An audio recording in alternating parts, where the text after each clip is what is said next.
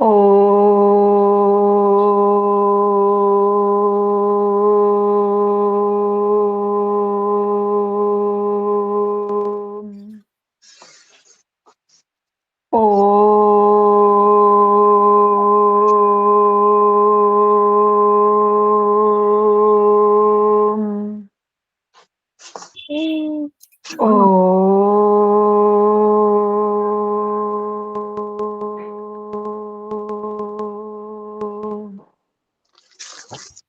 ॐ सहनाववतु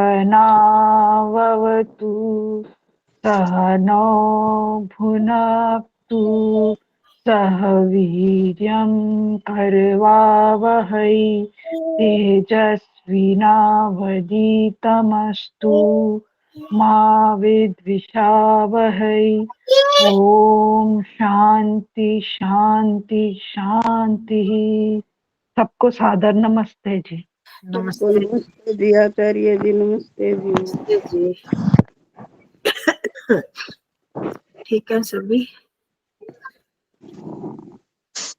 चलो कहाँ तक किया था हमने? गीताया उपदेशामृत कर रहे थे ना, उपदेशामृत, गीता का उपदेशामृत। तो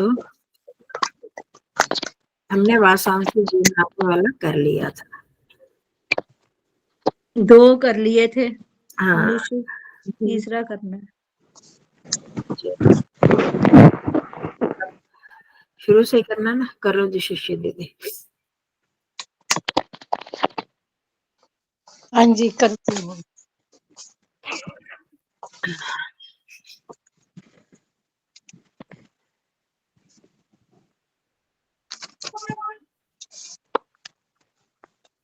तीसरा करना है ना? हाँ जी। मनुष्य ही सदा निष्काम भावनाया कर्म करणीयम। यही सदा निष्काम भावनया कर्म कर्म करणीयम। करणीयम। मनुष्यों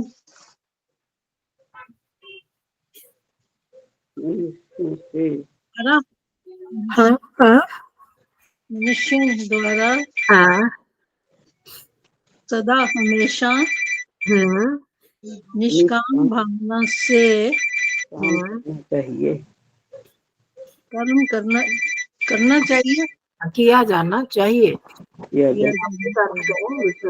तो किया जाना चाहिए, क्योंकि कर्म वाच्य है ना, मनुष्य ही करणीयम है। तो मनुष्य तृतीय विभक्ति में हो गया, कर्ता हो गया, और कर्म जो कर्म ही शब्द है वो प्रथमा विभक्ति में भी है, प्रथमा द्वितीय दोनों का।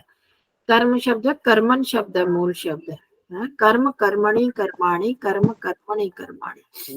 तो इसे यहाँ प्रथमा विभक्ति में लेंगे, क्योंकि कर्म वाच्य में कर्म जो है वो प्रथमा विभक्ति में आता है। कर्म एक तो ये वाला कर्म हो गया, और दूसरा कर्ता ने कर्म को वाला वो बात। तो करणीयम अनियर प्रत्यय। हाँ, करणीयम में कौन सा प्रत्यय? अनियर। तव्यत और अनियर पहले भी मैंने एक बार कहा था कि उनको पढ़ लेना, चाहिए अर्थ में या करने योग्य है। कर्तव्यम भी हो सकता है, करणीयम भी हो सकता है, दोनों शब्द का प्रयोग होता है एक ही अर्थ में, तव्यत प्रत्यय भी अनियर भी।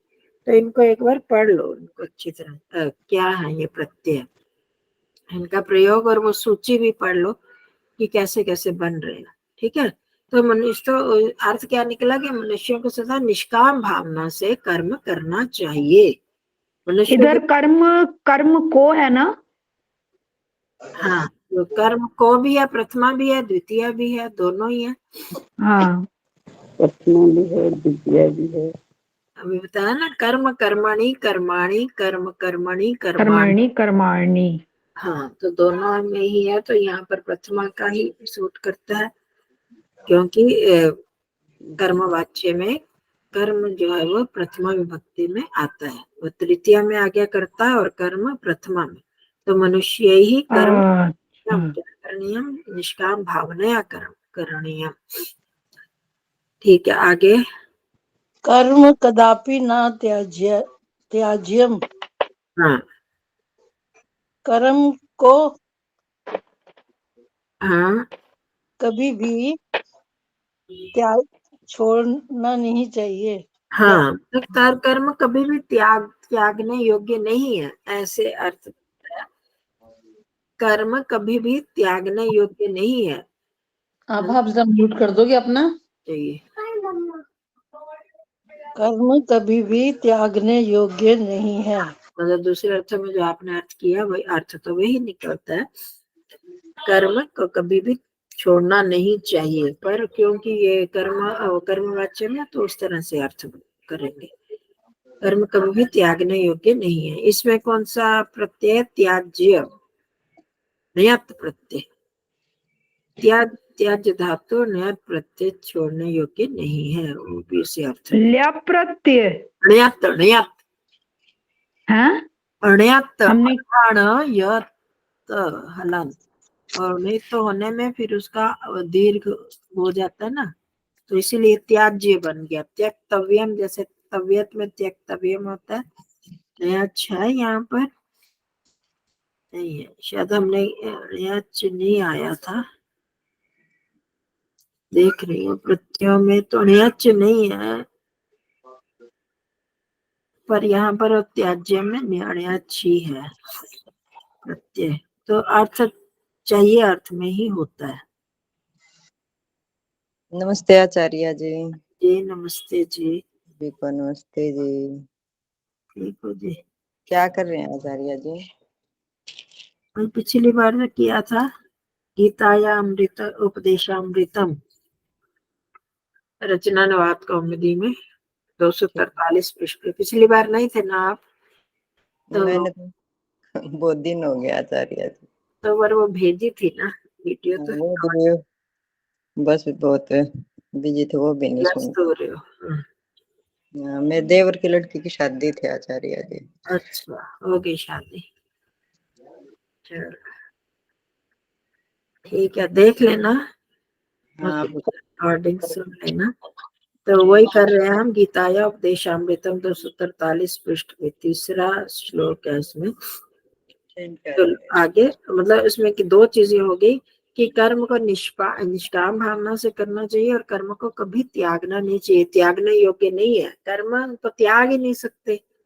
इंसान को कितना बड़ा योगी हो जाए, महात्मा हो जाए, कि वो बिना कर्म किए थोड़ी रह सकता है। खाना पीना सोना जागना सारे कर्म तो करने ही पड़ेंगे। तो पर करना इसलिए त्यागने योग्य नहीं, कर्म को त्यागा नहीं जा सकता। त्यागना कि हम कर्म हाथ पर हाथ से बैठे रहेंगे, आंखें बंद करके बैठे रहेंगे, हम कोई भी संसार का काम नहीं करेंगे। उसके लिए बिना गुजारा चल ही नहीं सकता जब तक शरीर है। तो वही जब हम योग दर्शन में ध्यान की क्लास में भी कर रहे हैं ना, कि जब तक हम संसार में रहेंगे, शरीर रहेगा, तो कर्म हमें करना ही होगा। कर्म करेंगे फिर सुख दुख मिलेगा, फिर वृत्ति संस्कार का ये चक्र चलता रहेगा, फिर संयोग होगा, फिर दुख आएंगे, इस तरह से वही चीज है। तो कर्म तो त्यागा जा ही नहीं सकता। हाँ, निष्काम भावना से किया जा सकता है, तो वैसे ही निष्काम भावना से करना चाहिए। आगे कर्मण्येवाधिकारस्ते श्लोक। कर्मण्येवाधिकारस्ते मा फलेषु कदाचन।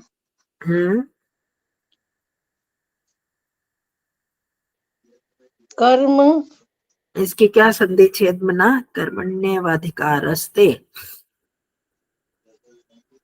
तो तभी अर्थ हो पाएगा।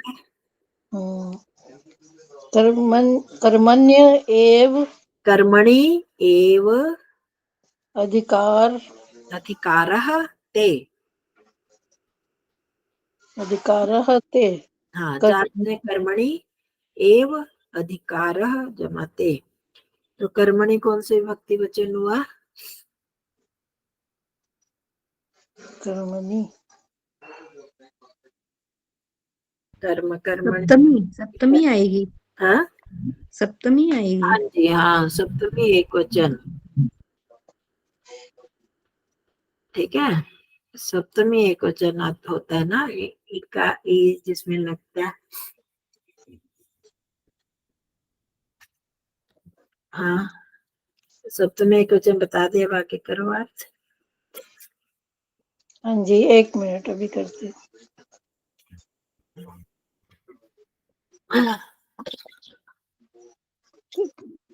कर्मण्येवाधि कर्मणि हाँ, वो कौन सी संधि हो गई है? कर्मणि और एव, कर्मण्य ये बन गया तो यण संधि होगी ना।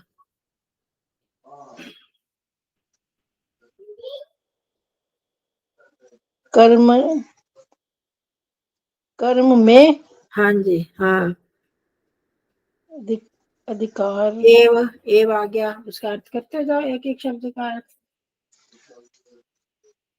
कर्म हाँ जी, में ही हाँ, कर्म में ही, अधिकार हाँ, अधिकार ते, अधिकार तुम तेरा हाँ तो जी, हाँ, हाँ जी, बिल्कुल ठीक। कर्म में ही कर्म में ही तेरा अधिकार है, अर्थात कर्म करने में ही तेरा अधिकार है। अर्थात मनुष्य को कह रहे हैं ये मनुष्य का अधिकार कहाँ तक है? सिर्फ कर्म करने में। हमारा अधिकार कर्म करने में ही है ना, हम कर्म ही कर सकते हैं। महाफलेषु कदाचन हाँ जी, मत माँ तो मत हाँ, मत फलेषु, फल फलेषु फल, ये है सप्तमी, ये भी हाँ जी, सप्तमी बहुवचन। बहुवचन है ना, सब बहुवचन। माँ फलेषु कदाचन, कभी भी, कदाचन मतलब कभी, फल, फल में या फल बहुवचन है ना, फलों में। फलों में, हाँ, मत कदाचन कभी भी, हाँ, कभी मत नहीं, मतलब मत को यहाँ नहीं, उसको नहीं है ना, आदेशात्मक नहीं है कि उसको नहीं कह रहे, पर नहीं, जो तुम्हारा अधिकार कर्म करने में ही है, उसके फलों में नहीं है तुम्हारा अधिकार। ये कह रहे हैं फल प्राप्ति में, फलों में मतलब फल की प्राप्ति में। कोई भी हम काम करें, अच्छा करें बुरा करें, अपनी भावना को कैसी भी बना लें, ये तो हमारे अधिकार में है ना, इसको हाँ, हम कर सकते हैं। और उसका फल मेरे को क्या मिलेगा, वो क्या मेरे हाथ में है क्या? नहीं है। नहीं है। उसी चीज को कहा है कि उसके कर्म फलों में हमारा अधिकार नहीं है, हमने बस काम कर लिया। किसान ने बीज बो दिया, अब उसकी फसल कितनी आएगी, अच्छी बुरी, तो वो उसके अधिकार में तो नहीं है ना। अब वर्षा पर डिपेंड करता है, भूमि पर करता है, कोई और आंधी तूफान ओले गिर गए तो नहीं उगेगी, बहुत मेहनत करने पर भी। तो हम क्या करते हैं, कर्म तो बाद में करते हैं, कर्म करने लगते हैं तो इसका ये फल मिलेगा, ये पहले हम सोचते हैं प्राय। तो अब वहां यही उपदेश सारे गीता में, ये बहुत प्रसिद्ध श्लोक है, सभी कहते हैं कि निष्काम भावना, इसी आधार पर कहा जाता है कि निष्काम भावना से कर्म करना। तो कि कर्म तो हम करें पर उसके फल में चाहना ना रखें कि उसका फल मिलेगा। और ये तो हो नहीं सकता कि कर्म करें और उसका फल ना मिले। हाँ, ये भी हम सब जानते हैं, हम कर्म के कर्म सिद्धांत को हम जानते हैं कि जो हम कर्म करेंगे उसका फल तो मिलेगा ही, परंतु उसमें हमारा अधिकार नहीं है कि हमारी इच्छा से मिले। ठीक है, तो वो चीज यहाँ बता रहे हैं कि कर्म में ही तुम्हारा अधिकार है, कर्म में मतलब कर्म करने में तुम्हारा अधिकार है, उसके फलों में कभी ना करो, फलों में कभी नहीं है हमारा, उसमें अधिकार नहीं है कि मेरे को ये फल मिलना चाहिए और अब मिलना चाहिए, इतने समय बाद मिलना चाहिए, इतनी जल्दी मिलना चाहिए कि देर से मिलना चाहिए, इसमें तो हम नहीं ले सकते ना। वो तो ईश्वर की व्यवस्था के अनुसार होगा। तो जैसे वो परमात्मा देना चाहेंगे वो उसको कहा है यहाँ पर। हो गया, स्पष्ट हो गया सबको? हाँ जी जी। चलो आगे। माँ कर्म फल हेतुर भूर्मा ते संगो स्तव्य कर्मणि, अस्त्व कर्मणि, संगोस्त्व कर्मणि। अस्त्व हाँ, कर्मणि, हाँ, मतलब क्या संधि छेद है सब में? माँ कर्म फल हेतु, बताया हुआ ना, आ को छोड़कर किसी और स्वर के बाद जब विसर्ग आती है तो उसका र बन जाता है। क्यों अ के बाद आते हैं तो बहुत बार ऊ बन जाते हैं, और आ के बाद आते हैं तो उसकी विसर्ग का लोप होता है, और उन दोनों को छोड़कर किसी और स्वर के बाद विसर्ग आती है तो उसका र बन जाता है। यहाँ पर हेतु ऊ के बाद आ रहा है ना विसर्ग हेतु, ठीक है, तो उस विसर्ग का र बन गया, ऊपर चला गया वो र। तो माँ कर्म फल हेतु भू भूर भू भूर का भी भू, जैसे ओम भूर भुवः करते हैं ना हम, भूर भूर भुवः ऊपर चला गया तो भूर का भू होता है ना, उस विसर्ग का भी र बन गया क्योंकि ऊ है। आ रहा समझ, स्पष्ट हो रही है बात? हाँ जी। आगे विसर्ग आएंगे ना। विसर्ग है ना तभी तो र बना है ना। हाँ। हेतु के बाद भी र बन गया, और भूर माँ उसका भी र बन गया। जो ऊपर र होता है वह पहले पढ़ा जाता है ना। हेतु हुआ, उस विसर्ग का पहले र आया, फिर माँ आया, भू आया, फिर भू बना, उसके बाद माँ आए, पहले र बनेगा फिर माँ आएगा, पहले विसर्ग होती है। ऐसे पढ़ना, तभी हम ऐसे पढ़ते हैं ना, हेतुर भू माँ भूर माँ, जैसे भूर भुवः स्वः पढ़ते हैं, भूर भुवः। र पहले बोल दिया ना हमने, क्योंकि वो पहले आया, विसर्ग का र बना, विसर्ग परिवर्तित हुई है र में, तो भू का ही बना भूर भुवः स्वः। इसी तरह भूर भूर माँ, र पहले उच्चारण किया जाता है। अस्पष्ट सबको हुआ है शशि दीदी? हाँ जी, ये विसर्ग का र बना है, इसलिए विसर्ग पहले आती है, इसलिए र भी ये पहले हाँ, आया। वो पहले ही, मतलब ये लिखने की परिपाटी है ना, जो पहले र आधा होता है वो ऊपर चढ़ जाता है, हाँ जी, ये हिंदी में। तो वही बोलने में। चीज है। तो माँ कर्म फल हेतु जमा भ्रू जमा माँ, तो ये तीन शब्द बने। कर्म फल हेतु, कर्म फल का कारण भू होवो, माँ मत बनो। भू का मतलब होना, अच्छा, ये है लोट लकार मध्यम पुरुष एक वचन। इस तरह का ये हमने नहीं किया, ये लोट लकार भी नहीं होगा, लुंग लकार होगा। ये हमने जो 5 लकार किए हुए ना, 5 नहीं किए हुए, तो इन ग्रंथों में इस तरह के लेट लकार लुंग लकार का प्रयोग, लोट लकार, ये लोट लकार से मिलता जुलता है। जैसे भवतु भवताम भवंतु भव हम करते हैं, तो इसी तरह ये भू उसी का ही है, आदेशात्मक उसमें। तो कर्म फल हेतु भू मध्यम पुरुष एक वचन का रूप है ये। तो न कर्म हो, होना, भू का अर्थ होना अर्थ में होता है ना, तो कर्म फल का कारण, हेतु तो कारण होता है, हेतु भू हो माँ मत हो, मत बनो। क्या मतलब? कर्म फल के लिए मतलब उसको प्राप्त करने का कारण मत बनो, क्योंकि वह मत हमारे बनो। पास में नहीं है कि हम जो भी काम कर रहे हैं उसका ये फल मिलना चाहिए, ये मिलना चाहिए। वो लेकर जब हम मन में लेके बैठते हैं, इसका अगर वो बैठेंगे तो इसका मतलब हम उसको प्राप्त करने का कारण बन गए कि हमें ये मिलना चाहिए, तो वो नहीं करो। कर्म माँ कर्म फल हेतु भू, तो आप कर्म फल की प्राप्ति का कारण मत हो। माते संगोस्तु, हाँ आगे चलो। माते संगो अस्त्व कर्मणि। हाँ, इसमें क्या संधि छेद होगी बता सकते हो? संगो अस्त्व कर्मणि, संगो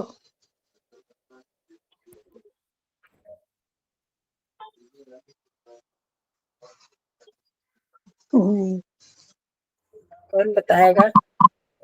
बुआ मैं ट्राई करूं?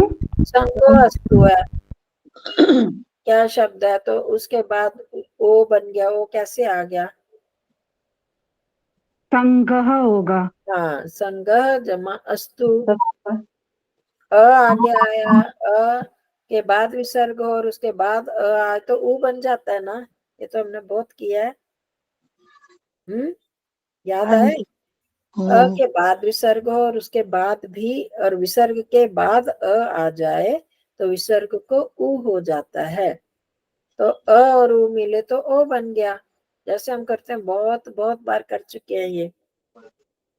हाँ हम्म? जी, हाँ जी। तो वही है संगो, संगह जमा अस्त्व, अस्त्व कर्मणि को क्या संधि छेद है?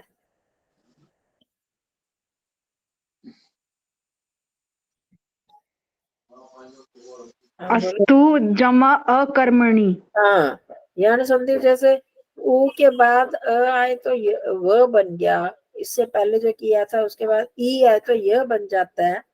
जैसे कर्मण्य एव, कर्मण्य एव अधिकारस्ते, उसमें यह बन गया ना, ई का यह बन गया, कर्मणि जमा एव, तो आगे स्वर आया तो ई और ए बना तो कर्मण्य, यह बना ई का। इसी तरह यहाँ ऊ का ऊर। व बन जाता है अस्त्व कर्मणि, अ था वहां पर, वहां ए था तो इसलिए, ठीक है। यण ये संधि पढ़ो।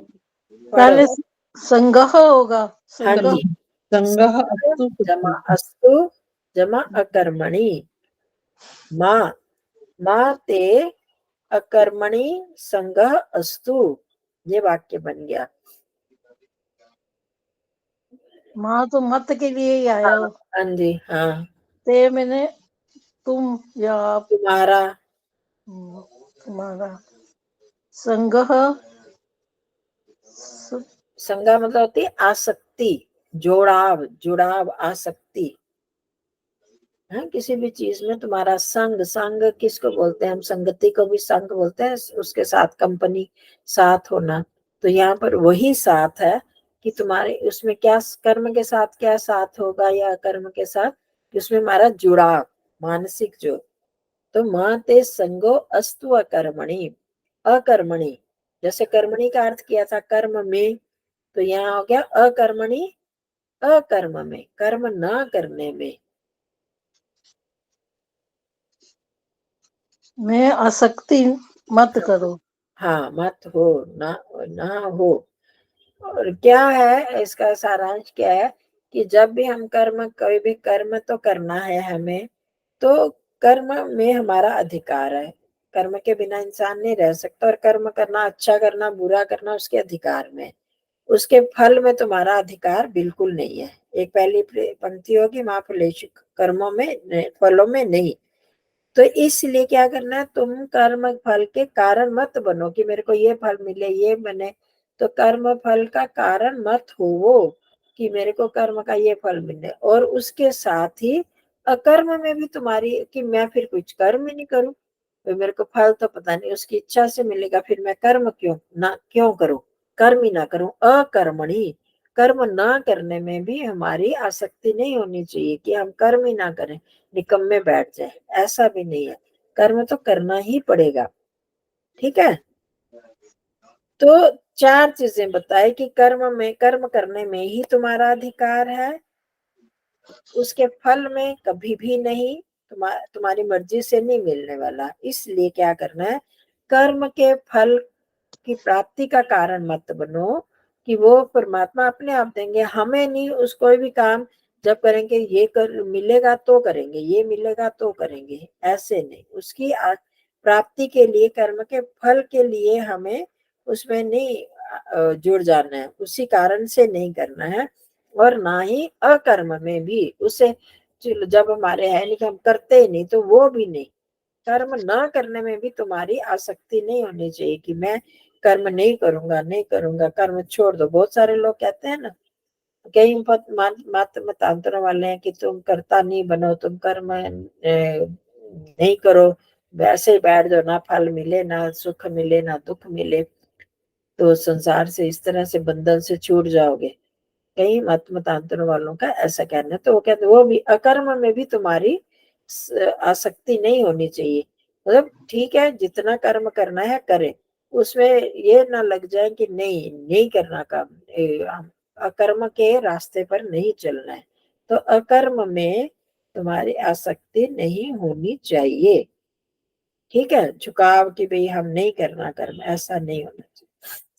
कहने का मतलब ये कि कर्म हम करते जाएं, अच्छा करते जाएं, उसमें हमारा अधिकार है, मेरी मर्जी है, मैं ये करूं या नहीं करूं, अच्छा करूं या बुरा करूं, वो हमारे अधिकार में, उसको हम कर सकते हैं। फिर जो फल मिलेगा वो परमात्मा की मर्जी से तो इसलिए कि हर काम में करने में ये फल मिले, ये मिले, वो चाहना छोड़ दो। और दूसरा कि फिर हम कर्म ही ना करें, छोड़ दो, नहीं, वो भी नहीं होनी चाहिए। कर्म तो करना ही है। ठीक है जी। रंजना जी।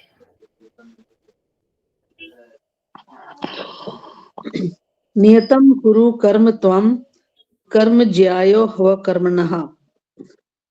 नियतं कुरु कर्म त्वं, तुम अपने कर्म, नियतम सदा, नियतम मतलब जो तुम्हारे लिए नियत किए गए, निश्चित किए गए हैं, निश्चित किए गए कर्म को करो। दोनों तरह से ले सकते हैं।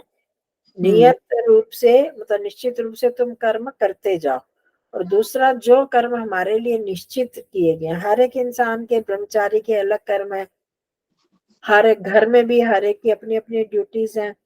माँ के अलग है, पिता के अलग है, बच्चों के अलग है कर्म। तो उन कर्म, जो भी नियत कर्म किया गया, उस कर्म को करो, नियत किए गए कर्म को करो। कर्म ज्यायो ह्व कर्मणः। यह है ना, हाँ, यह कर्मणः, तो क्या शब्द छेद है इसका?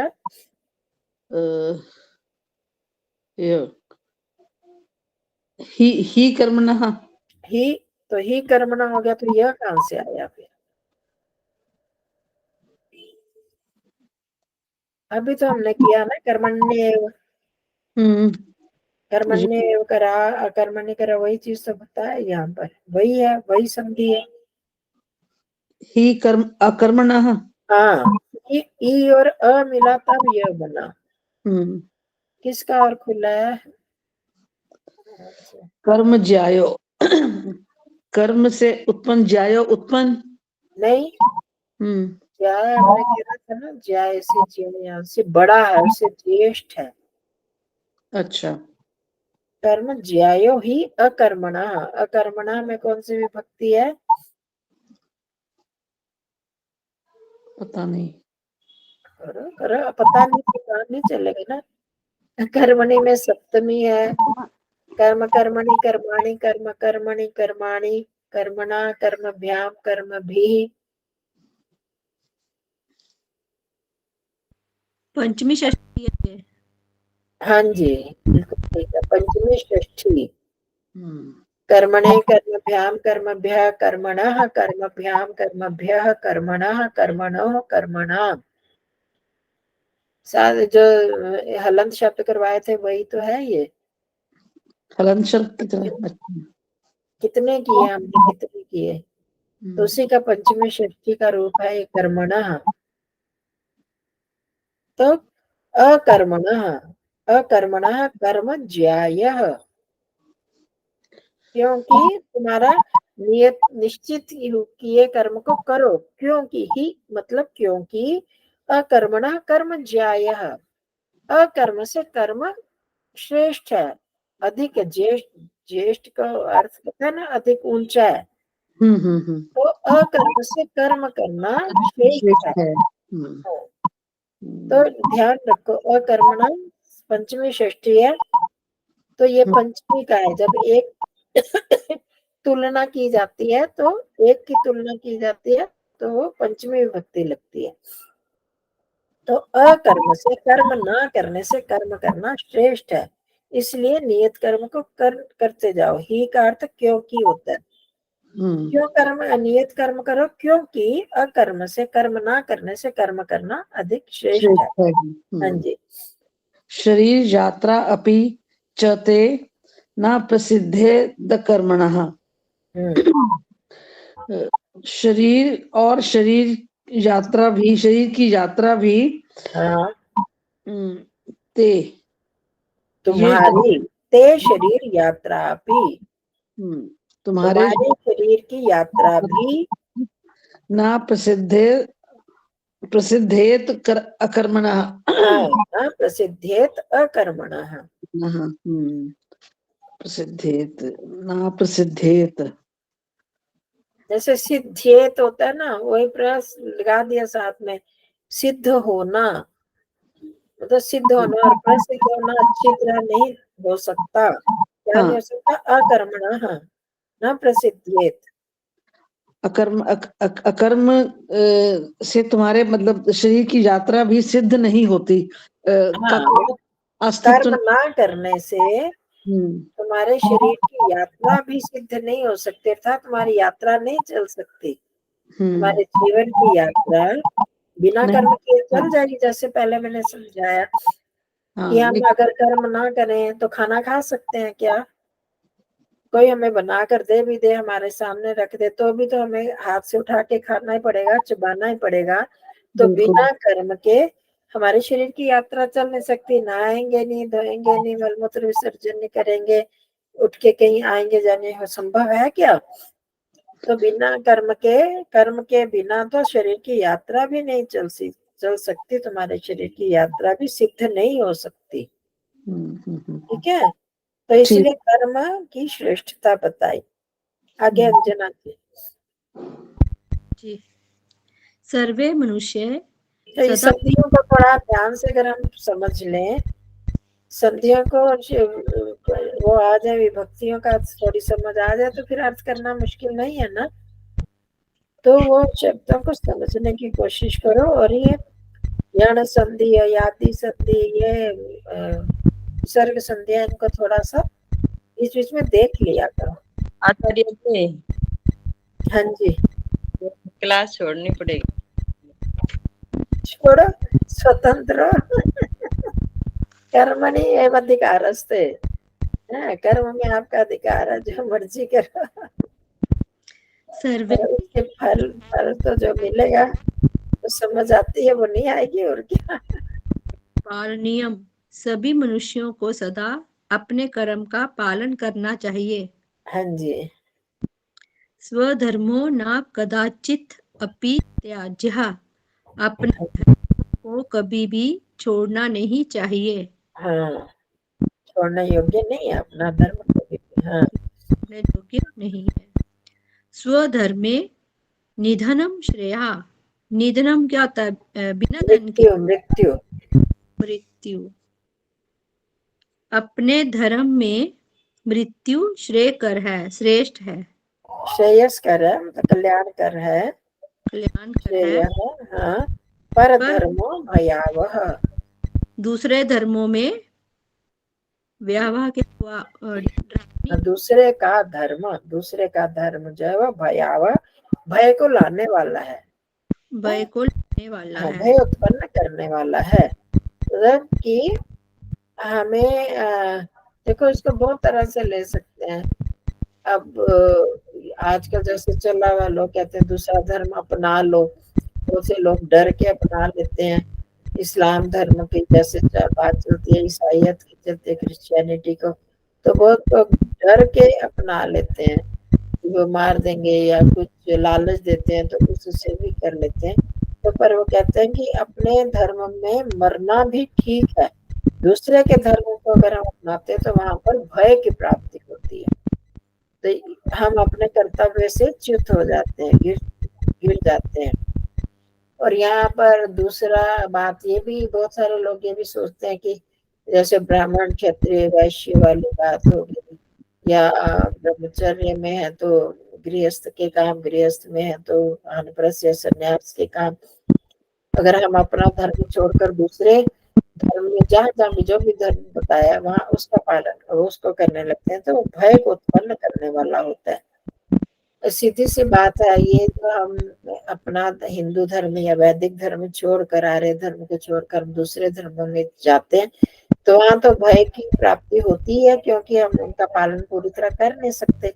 जो हमें अपने रीति रिवाज, अब दूसरी तरह देख लो, जातियों में, अलग अलग जातियों में जैसे विवाह हो जाते हैं, किसी का बंगाली में हो गया, वो पंजाबी है, पंजाबी का साउथ इंडियन किसी से हो गया, साउथ इंडियन का हो गया, तो उसमें एक डर भी तो बना रहता है ना, पता नहीं उनके क्या रीति रिवाज है, क्या धर्म है, जबकि वो धर्म में नहीं आता। एक तो मैं छोटा सा उदाहरण दे रही हूँ, तो रीति रिवाजों में आ जाएगा। तो इसी तरह जो हमारा अपना धर्म है, हमारा, हम जिस धर्म में पैदा हुए हैं, और सबसे बड़ी चीज जो है मनुष्य का जो धर्म, स्वधर्म क्या है, मनुष्यता का जो धर्म है, वो उसमें मर जाना भी, उसको पालन करते हुए सत्य बोलना है, चोरी नहीं करनी, अहिंसा का पालन करना है, तो उसका पालन करते करते अगर मर भी जाए तो भी वो कल्याण करे, इसमें कोई नुकसान नहीं है। जैसे ये श्री कृष्ण जी अर्जुन को यही तो शिक्षा, वही शिक्षा आ रही है ना यहाँ पर, गीता का उपदेश वही तो है कि तुम क्षत्रिय होके कह रहे हो कि मैं इनको नहीं मारूंगा, मारने में तो नुकसान होगा, ये मेरा पाप लगेगा, ये होगा वो बात कर रहे हैं। तो श्री कृष्ण जी ये समझा रहे हैं कि तुम्हारा धर्म क्षत्रिय हो, क्षत्रिय का धर्म है अधर्म को नष्ट करना, अधार्मिक जो दुष्ट लोग हैं उनको मारना।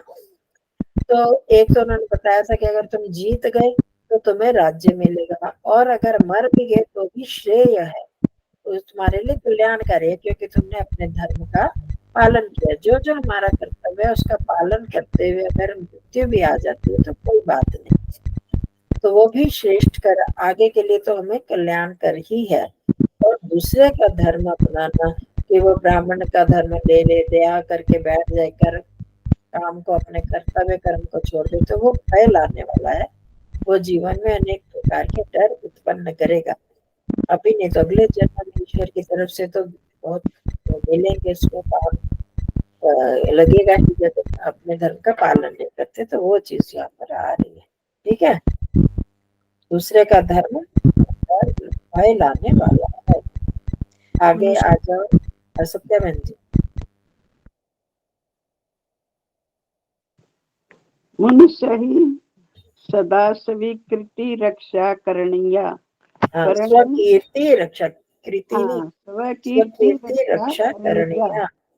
हाँ, मनुष्य को सदा अपनी कीर्ति की रक्षा करनी चाहिए। हाँ, इसको अगर शाब्दिक रूप में कहें तो कर्म वाच्य है, तो मनुष्यों के द्वारा सदा अपनी कीर्ति की रक्षा करने योग्य है, अर्थात वही चाहिए, अर्थ हो गया अपनी कीर्ति की, यश की रक्षा करनी चाहिए।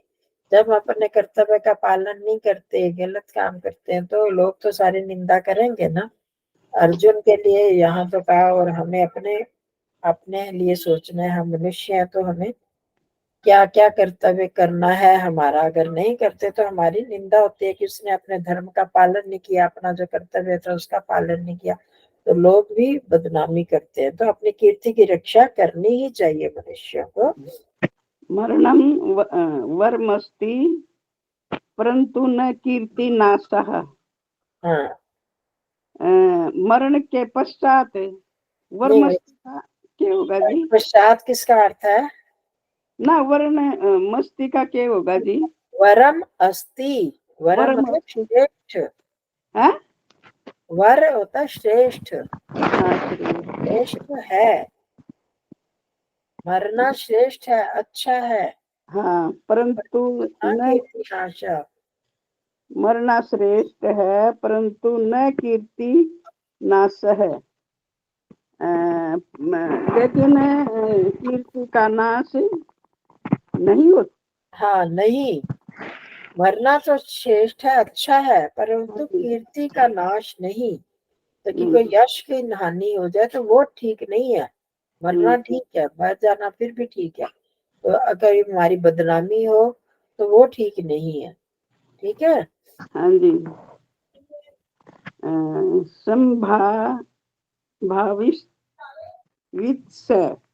संभावितस्य,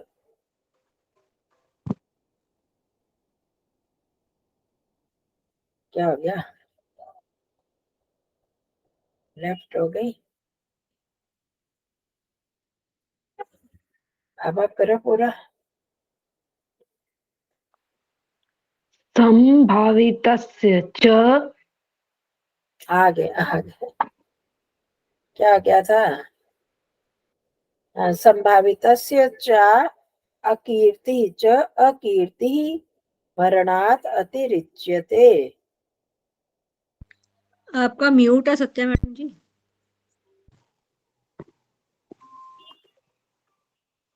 हम जी बोलो जी। इसका किस फिर हम संभावितस्य च, संभावित इनका इसका या नहीं मेरा जी, संभावितता का क्या होगा जी? संभावित होता है जो होने वाली होने देखो, वाली। इसमें होता है कि हो सकती है, ये संभावना होता है ना, ये काम पक्का तो नहीं है पर हो सकती है। हाँ जी, और ये संभावित मतलब भविष्य में होने वाली, दोनों अर्थ होने में वाली। आता है कि ये काम करेंगे तो इसमें हमारी बदनामी होगी, है संभावित से। ये अगर कर लिया तो इसमें ये बदनाम हो जाएंगे, हाँ, तो वो संभावित और कीर्ति मरना च अकीर्ति ही मरणात् अतिरिच्यते। अतिरिच्यते। मरना मरण के बाद मरणात् अतिरिच्यते, पंचमी विभक्ति। रिच्यते। सप्तमी जी, सप्तमी है मरणात्, मरना ना जी, तो तीसरी है मरना, तो तृतीया, तीसरी है, तृतीया है जी। तृतीया होती है। बोलो जरा राम की। राम राम राम मरना रामम। हाँ, ये याद भी विभक्ति नहीं आएगी तो कैसे होगा? राम की तो ऐसे पक्का होना चाहिए। रामात कहाँ पर आता है? रामम द्वितीया माव है रामम। कभी द्वितीया, कभी तृतीया, कभी कौन सी, ये तो सारी बोल दी आपने, सप्तमी भी बोल दी। ना जी, ये तो आपको तो याद थी सारी विभक्तियां। कई दिन हो लिए देखते हैं जी। ये तो गलत बात है। हाँ, कौन बताएगा? हाँ? पंचमी है हाँ, मरना। पंचमी है ना। रामात, रामेण होती है ना तृतीया, तो है सत्यावन जी। हाँ जी, तृतीया कैसे कह रहे हो? रामेण होती है तृतीया, रामात होती है क्या? हाँ जी। हाँ, अभी पंचमी पीछे किया था। चल, हाँ बोलो। तो संभावितस्य च अकीर्ति ही मरणात् अतिरिच्यते, अतिरिच्यता का बढ़कर है। मरना हाँ, अकीर्ति जो है संभावितस्य, जो अकीर्ति का आने वाली। अपमान लगेगा, यहाँ क्या लगेगा जी? अकीर्ति का, हाँ, अकीर्ति क्या अर्थ है अकीर्ति का?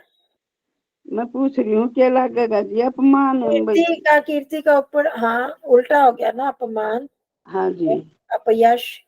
अपयश। हाँ जी, अपयश। हाँ, मरणात् अतिरिच्यते, मरने से बढ़कर है। अतिरिच्यते का भी अर्थ बता दिया। हाँ, और संभावितस्य च अकीर्ति मतलब जिसकी आने वाली अकीर्ति है, जो संभावना है, पक्का नहीं पर जो हम काम करेंगे उससे हमारी अपयश होगा, बदनामी होगी, वो तो मरने से भी बढ़कर है।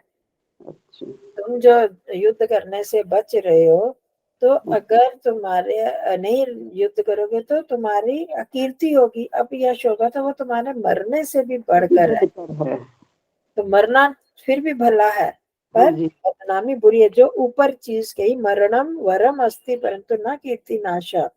मरना तो ठीक है परंतु कीर्ति का नाश होना नहीं। तो इसी तरह इसलिए क्योंकि संभावित से होने वाली जो अकीर्ति है वो मरने से भी बढ़कर है। अपयश मरने से भी बढ़कर है। मर जाओ वो ठीक है, पर अपयश ना होने दो, बदनामी ना होने दो।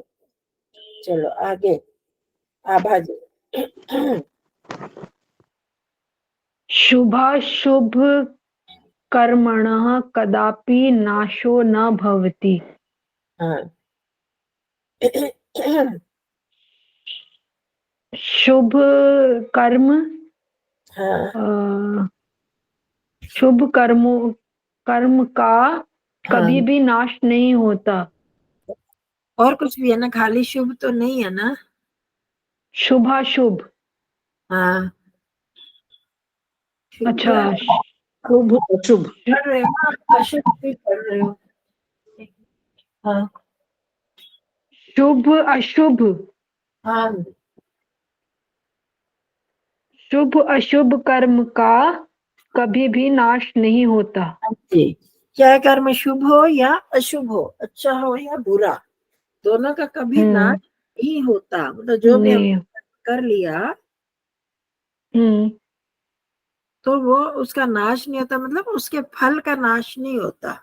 कर्म तो खैर करने का नष्ट हो जाता है, पर उसके कर्म फल का नाश नहीं होता। वो इसलिए कहा कि जो भी हम शुभ करें या अशुभ करें उसका फल मिलना ही है। ये नहीं कि हमने कर लिया तो अब वो खत्म हो गया। तो शुभ ठीक करो है। या अशुभ, उसका फल मिलेगा ही।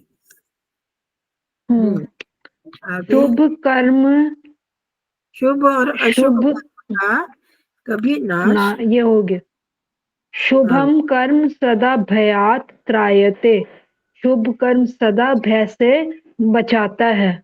हाँ जी, नेहाभिक्रम नाशोस्ति, ने- नेहाभिः न नहीं, न नेहा अभिक्रम नाशो अस्ति। कैसे है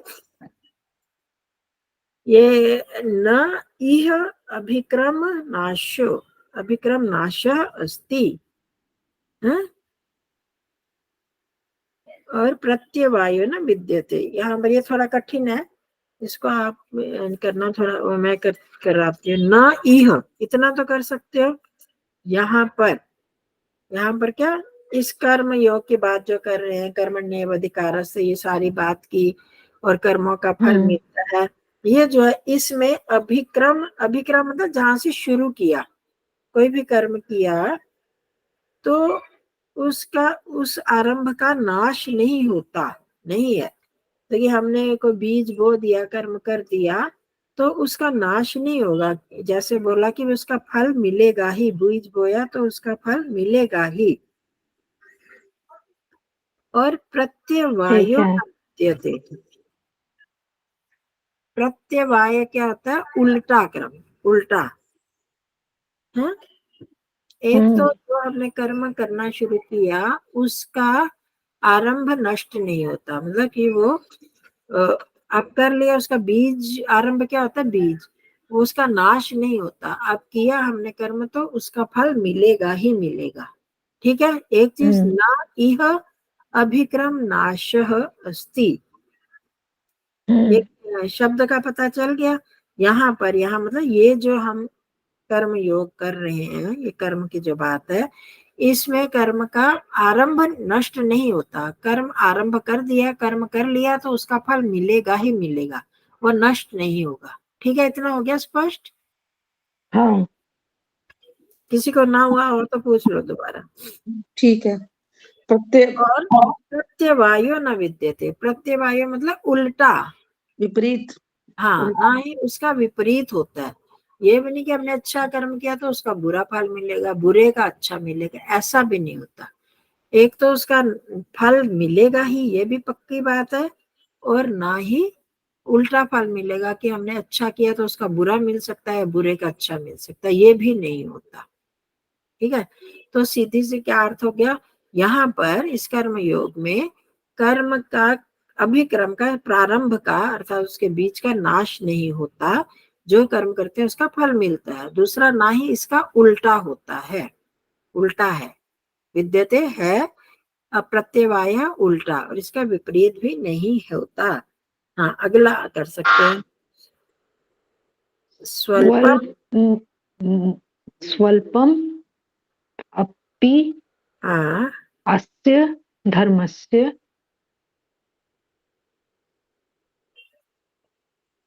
हाँ जी, स्वल्पम का क्या मतलब होता है? थोड़ा। अल्प पता है ना? थोड़ा। थोड़ा। स्वल्पम मतलब बहुत थोड़ा भी है, बहुत थोड़ा। स्वल्प, उसको थोड़ा और कर दिया, थोड़ा सा भी कोई करे, मतलब ये जो थोड़ा सा भी, इसका हम कर्म योग का पालन करते हैं। तो स्वल्पम अपि अस्य धर्मस्य, इस धर्म का, इस कर्म रूपी धर्म का थोड़ा सा भी पालन करने पर थोड़ा सा भी पालन धर्म से त्रायते महतो भयात, क्या करता है? महान भय से छुड़ाते हैं। हाँ, महान भय से रक्षा करता है, त्रायते रक्षा करता है। महान भय क्या है? जन्म मरण का। सबसे बड़ा डर किसका है? जन्म मरण का भय। तो अगर हम इस कर्म योग का मतलब निष्काम कर्म का पालन करते हैं कि कर्म किया, इसका फल की इच्छा नहीं की, ऊपर यही जो बताया था कर्मण्येवाधिकारस्ते, वहीं से बातें आ रही है। तो इस कर्म योग का अगर हम पालन करते हैं, जैसे हमारा निष्काम कर्म हम जब योग दर्शन में पढ़ते हैं तो वहां संसार की कर्म फल की इच्छा नहीं, कर्म तो किया पर हमने इच्छा की ईश्वर तुम्हारे अर्पण है, ईश्वर प्रणिधान जिसको बोलते हैं, ईश्वर तुम्हारे अर्पण, तुम जो चाहोगे उसका फल दो, या मुझे अपनी भक्ति दो, या साधन अपनी साधना में लगा दो। इस तरह से करते हैं तो वो हमें इस महान भय से, मृत्यु, जन्म मृत्यु के महान भय से हमारी रक्षा करता है। थोड़ा सा भी अगर हम इसका पालन करते हैं, इस कर्म योग का जो हमें अभी ऊपर बताया कि फल की इच्छा मत करो, अकर्म में मत जाओ, कर्म करो, जो जो हमारा धर्म का जो कर्म है उसको कर्तव्य रूप में करते हुए करते जाएंगे, तो ये हमारे महान भय से अर्थात मृत्यु, जन्म मृत्यु के भय से हमारी रक्षा करता है। ठीक है, हो गया? दोबारा करने की जरूरत है इस श्लोक को। यहाँ पर इस कर्म योग में उसके आरंभ का अर्थात बीज का नाश नहीं होता, जो हम करते हैं उसका फल मिलता है, और इससे उल्टा भी नहीं होता कि उल्टा फल मिले, ऐसा भी नहीं है।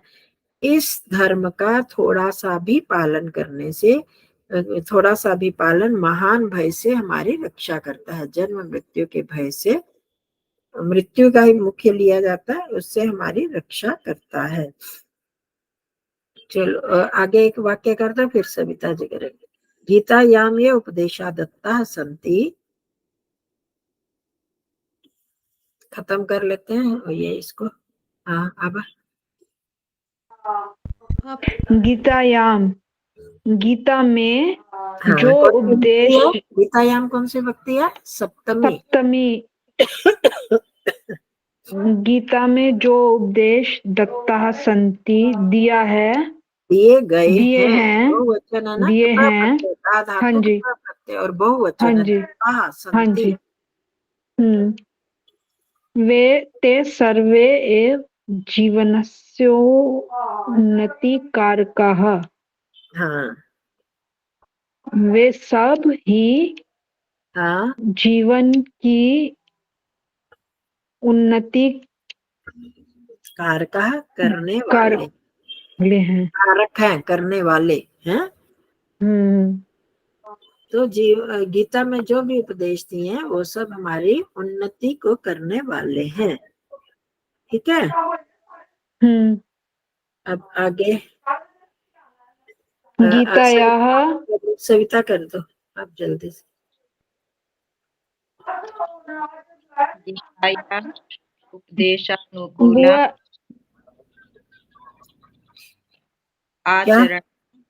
आचरणं कृत्वा सर्वैः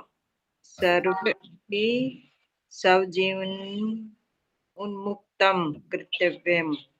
ठीक तरह से गीताया उपदेशानुकूलम आचरणं कृत्वा सर्वैरपि स्वजीवनम उन्नतं कर्तव्यम। हाँ, गीता के, हाँ, ये षष्ठी विभक्ति है ना? हाँ जी, पंचमी षष्ठी एक वचन। हाँ जी, हाँ, गीता के उपदेश के अनुसार हाँ, आचरण करके हाँ जी, सभी अपने जीवन को उन्नत करना चाहिए। हाँ, सबको ही अपने जीवन, सबके द्वारा अपने जीवन को की उन्नति करनी चाहिए। गीता के उपदेश के अनुसार, अनुकूल के अनुसार आचरण करके सभी के द्वारा अपने जीवन को उन्नत करना चाहिए। ठीक है, आगे हम एतद अर्थम गीतायाः पठनं पाठनं च अपि कार्यम्। इस प्रकार नहीं, एतद अर्थम एवं होता है इस प्रकार, इसलिए एतद इस इसलिए अर्थम इस प्रयोजक से मतलब इसलिए गीता का पठन पाठन भी हाँ पठन और पाठन भी करना चाहिए, कार्यम करना चाहिए। इसलिए क्योंकि इससे जीवन उन्नत होता है और हम जीवन को उन्नत बनाना चाहते हैं, तो इसलिए गीता का पढ़ना और पढ़ाना भी करना चाहिए, मतलब हमें पढ़ना चाहिए, पढ़ाना चाहिए। हाँ जी। गीता आगे गीता गीता सुगीता कर्तव्या इति। हाँ कर्तव्या गीता सुगीता हाँ गीता को सुगीता करना चाहिए, कर देना चाहिए। तो गीता मतलब गाई गई, सुगीता अच्छी तरह गाएगी कर देनी चाहिए। एकदम हमने खाली पढ़ लिया, हाँ जी, उसको जीवन में नहीं उतार तो सुगीत नहीं बन जाएगा। कोई भी गीत है वो सुगीत, अच्छा गीत, सु मतलब अच्छा होता है ना। हाँ जी। कोई भी गीत तभी अच्छा बनेगा जब उसको जीवन में उतारा जाए। तो गीता को सुगीता बना देना चाहिए, है? अपने जीवन में धारण करके उसको सुगीत बना दे, ये ठीक है जी। हाँ जी। तो अपने कर्तव्य का पालन करें, जो भी हमारी ड्यूटीज है उनको अच्छी तरह निभाएं, और हम उससे मुंह ना मोड़े, अपने धर्म में पूरी तरह से श्रद्धा रखें, अपने धर्म का ही पालन करें, वो ना सोचे दूसरे धर्म को अपना लें। जैसे बहुत सारे लोग धन के अभाव में वो कर लेते हैं, वो बेचारे क्या करें, उनको कोई इस तरह की शिक्षा नहीं मिली, पर हमें मिल रही है तो हम तो कम से कम पालन करें। ठीक है जी, चलो सबका धन्यवाद। नमस्ते आचार्य जी।